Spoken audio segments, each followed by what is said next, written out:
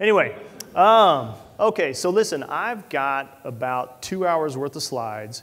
So what I want to do is kind of take a poll and figure out what are the most interesting things we can focus on. My name is Sam Heywood, by the way. I'm the Vice President of Marketing for Gazzang. Gazzang is a company down in Austin, Texas that does at-rest encryption and key management with a particular focus on cloud and big data environments. So just by way of show of hands, we can spend some time talking about the types of data that are sensitive and you should be concerned about locking up. Is everybody just real familiar with HIPAA data and all that type of stuff, or maybe just a quick refresher? I see a few nodding heads and a bunch of stares. Okay, so we'll spend some time on that. And then we'll talk about the Gazzang solution. And then I'll balance talking about the Gazzang solution with, who is here and just really has a burning desire to understand, that we're a part of the ops code community and we work with Chef and Puppet and, want to see our GitHub page and all of that. Does anybody strong demand for that aspect of it? All right. Okay. Well, I tell you what, we'll do our best to keep the trains running on time here. And with that, we'll go ahead and get started. So, we're all here because we love data stacks and we love Cassandra and we love big data. And the fact that it just kind of changes everything. We've moved from a world of small amounts of clean sample data from which we will derive certain correlations to give me all the data, make it dirty, put it in different formats, make it unstructured. I don't care because we now have the computational capability and the back-end support to deal with all that kind of unstructured randomness, right? So you no longer have a DBA necessarily running an explain plan on everything going out to production and a committee that has to sign off on schema changes and all that type of stuff for everybody that's familiar with, the Oracle relational world. Those days are not really kind of how big data operates. So that's wonderful, but this massive volumes of structured and unstructured data presents some challenges. You can go run your Google search and you'll find any number of pontificators out there telling you that data is the new gold, the new currency, whatever they want to call it, right? Data is valuable. It's valuable because as a service provider, it helps you find better ways to deliver products and what have you to your customers. As a patient in need of medical care, maybe it leads one day to breakthrough cures and what have you, but at the same time, that value also creates lots of opportunities for abuse and exploitation, right? So this massive unstructured data and the fact that there's no longer a DBA signing off on schema changes and all that type of stuff means like data scope creep, if you will, is a very prevalent thing. So, these are some of the use cases that our customers are using Cassandra and Gazzang for, and there's a whole broad range of stuff here. I mean, the type and variety, and it's everything I can do just to not walk in front of the thing. It's difficult for me to hold still. The type and variety of data that we have is fantastic, and none of it really seems, that eye-catching until you kind of take a look at it and go, okay, well, all these fall under HIPAA. Right? So this means there's an official government regulation about how this data needs to be treated. You can't just store it any old way you want to store it. There's rules for how the servers are protected. There's rules for what happens to the data on the disk. There's rules about key management, the whole thing. Sarbanes-Oxley, GLBA, PCI DSS. So PCI is probably the one people are most familiar with. You may have some e-commerce site or what have you out there that, or an insurance vendor or whatever, where they've got your credit card number and they bill you monthly for your auto or whatever the case may be. But you actually can't just write that credit card onto a disk, right? There's rules about how all of this information gets managed. FERPA. So student data is a very, very big deal. And there's a surprising number of breaches around student data. My wife's dad's wife, for some reason she's not the mother-in-law, I don't know why. Anyway, and she's not the stepmom, she's my wife's dad's wife. She works at a major university in Texas. which has had a couple of breaches, and it's alarming because, you know, part of the amazing thing about this big data is people can go scoop up massive amounts of big data and find brand new ways to exploit it. So universities are constantly under attack. And finally, you've got PII and EU privacy, right? So EU privacy is things about, hey, we love Amazon, but there's that whole Patriot Act, all this type of stuff. So it seems like a fairly, you know, innocuous, not very, you know, eye-catching list of things, but there are actually laws about how this data has to be managed. Not every datum, if you will, is like every other datum. Some of them bring a whole lot of responsibility. We got a couple t-shirts up here that I think are great. It says, I find your lack of security disturbing. And every once in a while, people don't really know, A, that the data is sensitive, B, somebody kind of up the food chain, if you will, like a compliance officer or what have you, may not know that you're starting to collect personally identifiable information through your website and are writing that out into your Cassandra database for analytics later, right? You just get this scope creep because of the malleable nature of the data system. So everybody kind of clear on that aspect of it. Some data is highly sensitive, and there are rules and regulations about how it needs to be protected. Very directional. So why should you protect this data? Okay, everybody gets breached, right? We're familiar with all of these, right? You know, there's the PlayStation Network. I, for one, at least on 3 occasions, had the rather embarrassing, oh my God, I actually just sent an email to 500 people in my Yahoo account for various medical supplies. You know what I mean? It's because I've been hacked. I've been a victim of credit card fraud. My brother-in-law was actually caught up in the PlayStation thing. Just, you know, all the time, people are trying to get into things and figure out what they can get out for the means of exploitation. So it's a very active world, if you will. Breaches are expensive, right? So, you know, that's right. So I used to work at another startup in Austin. You can go figure it out on LinkedIn. We were the victims of a keystroke monitoring attack. Now, clearly, what that meant is we got hacked way up the food chain, kind of at the personal level, right? And they stole the keystrokes. We had a data loss. And the cleanup in terms of effort, PR cost, all that type of stuff was massive. You know, lost customers, all these types of things. It's very, very real. And in some cases, if you're talking about regulated data, you get fined, right? We're talking real money here. The other thing to do is it's the right thing for your customers, right? So one of the things that I've learned, and I'm a big believer in, is trust in a relationship, right? Between a vendor and a customer, at home, whatever. It's very much like a glass of water, right? Once you spill that glass, it's incredibly difficult to get the water back in. So, you know, the combination of breaches and the sensitive data and all those types of things mean that, especially given the way that the data can be exploited, you need to be extra careful about how to protect it, right? So is everybody following along so far? Good, all right. So that's where Gazzang comes in. So what Gazzang provides is an at-rest data encryption and key management solution designed to kind of alleviate some of these problems. So these are the conversations we hear with customers and prospects all the time. Things like, you know, we have this application. It's built on top of some sensitive data. We want to start running it up in the public cloud because the public cloud offers a level of flexibility and burstability and elasticity and all that type of stuff that's fantastic, but I don't know what happens to the physical disks, right? When my instance goes away, the data's all still sitting there. How can you help me be assured that even if I tear down the instance and kind of, you know, dismiss the EBS volume, you know, the data is still sitting there on disk and I need to know that it's secure. You know, the other thing we hear is I've got a big data infrastructure that I'm running inside of a private cloud, but I have concerns around regulation or compliance, or frankly, I have contracts in place with some of my larger customers where we've agreed that anywhere their data is stored, it shall be encrypted at rest and there shall be key management. How can you guys help us with this inside of my big data environment? Other challenges we hear are, okay, so I get the public cloud, you know, we'll talk about this in a second. I get how Gazzang's encryption can help me, but listen, you know, I'm under EU privacy laws or what have you.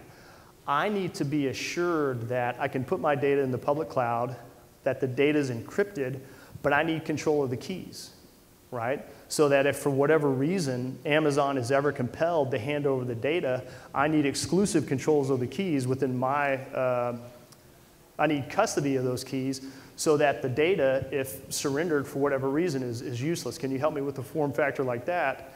And finally, I'm comfortable with the cloud partner being able to kind of manage the systems and all those types of things, but I don't want them to be able to access the data in clear text.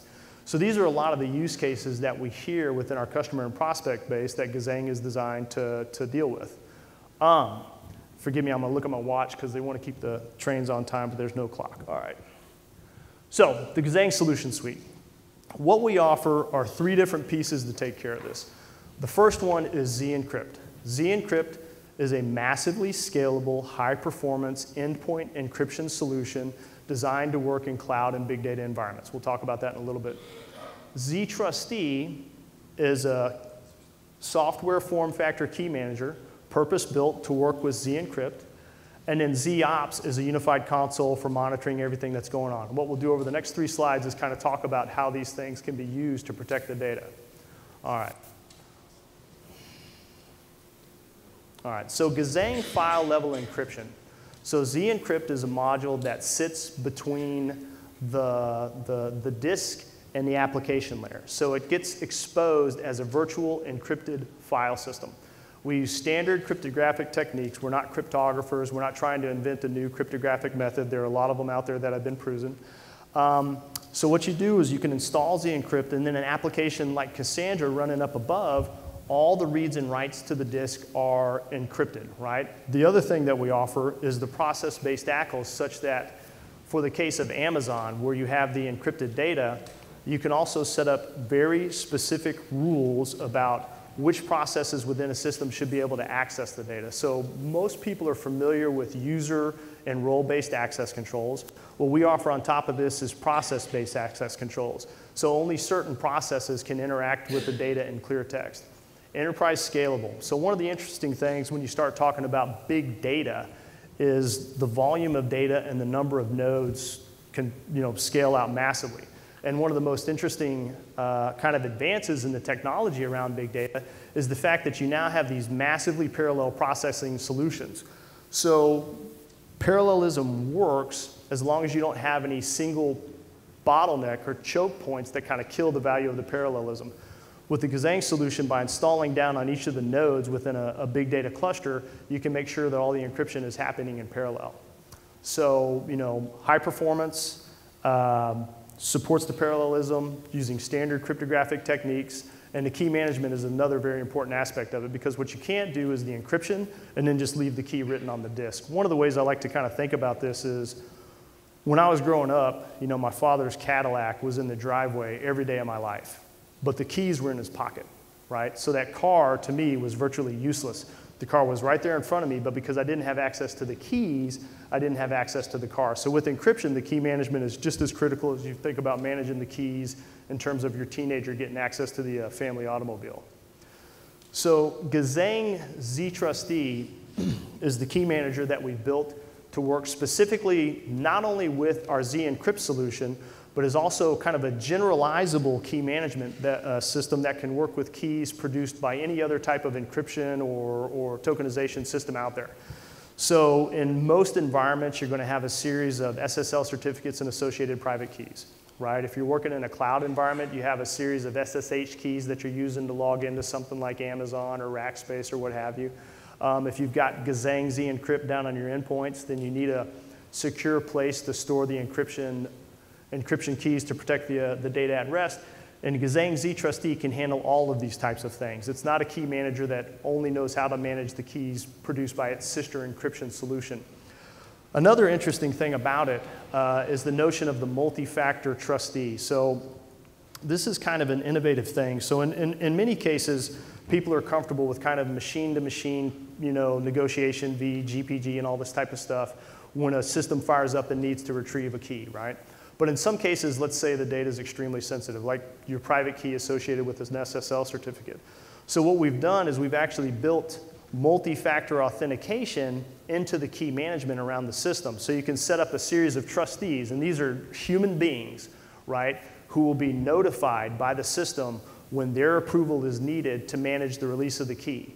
Now, these individuals are trustees. They don't actually know what's in the key. They can't see it themselves, but if a system reboots in the middle of the night, calls out to the key manager and says, hey, you know, I need to pull down the private key associated with the SSL certificate so I can get up and running, it'll actually notify these individuals, and it gives them the opportunity to call back into the data center, find out what's going on, approve the release of the key, and then the system spins up and keeps going from there. And I can't stress enough, you know, with encryption and key management, the key management is super duper critical, because if the keys are just in a file called, you know, secret stuff here, you're really leaving yourself at exposure, and you're certainly going to fall outside the bounds of the compliance stuff. So let's talk about ease of deployment. So here's what we've covered so far. We understand that there are certain types of data that need to be protected. HIPAA data, you know, health data, financial data, student records, personally identifiable information like name and location being pulled in through telecom systems, things like that. Within these new big data solutions, right, with these massively parallel processing capabilities, you need an encryption solution that can scale up and down as your cluster is going up and down. You don't want a single point of encryption, right, because then you've introduced a bottleneck. You want the encryption to work in such a way that you don't have to modify the applications up the stack. And one of the things about Z-Encrypt is it just plugs in at the file system level, right? So all the applications up above it don't need to be modified to take advantage of that. And then on top of if you think of security as layers, on top of your role-based and your user-based security, we also offer the process-based security so that only specific processes can get access to the data that's being protected. So that's what we've covered so far. The next thing we'll talk about is how do you deploy this thing. So starting with a kind of heritage and Linux and big data and things like that, obviously we built a really robust CLI well before we started working on the GUI. And that's paid a lot of dividends, because what it allows us to do is provide kind of a programming interface to the encryption and key management system, so that if somebody needs to go dynamically spin up, you know, 100 nodes and deploy encryption on there, they can do it all in a kind of API-driven programmatic way. We use standard packages like yum and git, which everybody's familiar with, you know, for RPMs and all that type of stuff. The kind of initialization phase to register the encryption agent with the key manager is all done through CLI, so obviously it can be scripted. And then the creation of the ACLs as well can all be scripted, and then you've got your data up and running and protected. So we do a lot of this using standard tools like Chef and Yum. We're a big part of the ops code community. Anybody in here familiar with those tools at all? Okay, a few people. So, you know, we're real active in these communities. We're contributors to the Linux effort. We're contributors here. So you can go out to our ops code page and find all this stuff here for the various automation scripts. Other people from the community contribute in. We've got our Z-Encrypt cookbook to ensure that you can install and deploy these things in a rapid fashion in a way that meets your needs. Again, with an emphasis on, if you're working in a dynamic, burstable, elastic environment, you want to be able to kind of programmatically control that in much the same way that you're working with all your systems.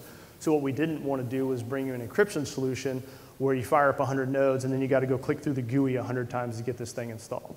So we leverage all the kind of standard tools that are part of regular Linux administration and make these available to you to support those needs. All right. So, as I mentioned, Gazzang is a startup down in Austin, Texas, encryption and key management, focused on the big data and cloud environments. And at this time, I'd really love to open it up to questions from the audience. We covered a lot of material. We left about 5 minutes for Q&A. I invite anybody who's got a question, please come up to the mic and let's have a discussion. Yeah.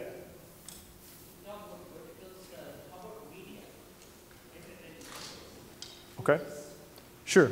So is there an actual question there, or?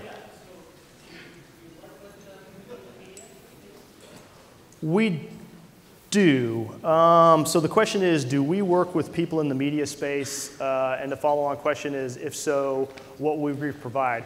In fact, the one customer that we are working with in the media space, we're not really allowed to kind of disclose it, but indeed we do. So if somebody's, like let's say the use case is you want to ensure that the digital media is encrypted when it's written to disk, we absolutely solve that problem. Can you talk a little bit about the traditional performance? Yeah, so the question is, how does zencrypt perform? That's a great question. So zencrypt actually is available in a couple of different configurations. We can protect a file, we can protect a directory, or we can protect an entire block. When you're using our block level encryption, and all of those are single digit performance impact, right? When using our block level encryption running on machines with the modern Intel processors that have the AES&I coprocessor capabilities, the performance is screaming fast. We can't give specific numbers because it varies from database to database and benchmark to benchmark, but absolutely low single digits performance impact.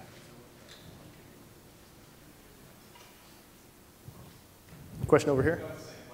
Okay.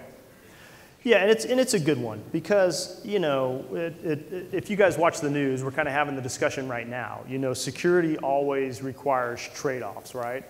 And so, you know, will encrypting the data be, you know, encrypting the data and decrypting the data on and off of disk, is it going to perform at absolutely the same speed as not encrypting the data? And the answer is no, not today. There's going to be some type of impact. But the follow-on question is, what's the cost of not doing the encryption, right? What if the data is not encrypted and there's a breach? What if there's data is not encrypted and you're found to be out of compliance? All those types of things. So it's always a balancing act in terms of raw performance versus the needs of the business.